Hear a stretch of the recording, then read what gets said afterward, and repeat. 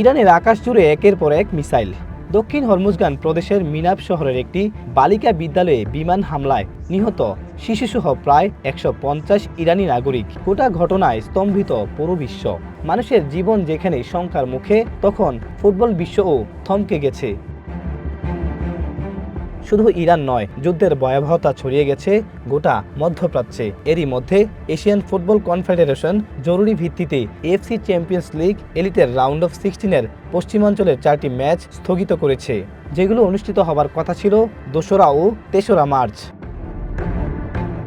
Iran, Israel ও যুক্তরাষ্ট্রের মধ্যকার যুদ্ধের প্রভাব পড়েছে ক্রিস্টিয়ানো রোনালদোর ক্লাব আল নাসরের ওপর।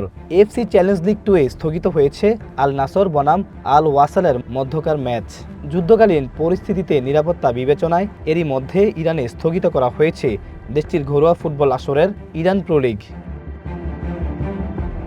একের পর এক মিসাইল হামলায় দুশ্চিন্তা কাটছে না ইরানে অবস্থানরত বিদেশি ফুটবলার ও কোচদের। আকাশসীমা বন্ধ হয়ে যাওয়ায় নিজ দেশে ফেরার পথ খুঁজে পাচ্ছেন না তারা। পুরো পরিস্থিতির ভয়াবহতা ক্লাবে আটকে পড়েছেন পার্সেপ্লিস এফসির কোচিং স্টাফ পেপে লোসাদো ও এমিলিও আলভারেস। সড়কপথে নিজ দলের তারকা ফুটবলার মনির এল হাদ্দাদিকে নিরাপদ স্থানে সরিয়ে নেওয়ার চেষ্টা করা হচ্ছে এস্তেগলাল এফসি। এদিকে এস্তেগলালের সাবেক রিয়াল মাদ্রিদ কিপার আন্তোলিও আদান বেশ ভাগ্যবান। সংঘাত শুরুর আগেই ছুটিতে ইরান ছেড়েছেন।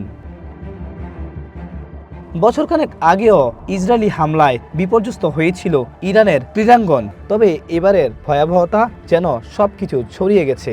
একদিকে প্রাণের ভয়, অন্যদিকে পেশাদার ক্যারিয়ারের অনিশ্চয়তা। সব মিলিয়ে এক অস্থির সময় পার করছেন স্প্যানিশ কোচ ও ফুটবলাররা। Swipe Ahmed, one sports desk.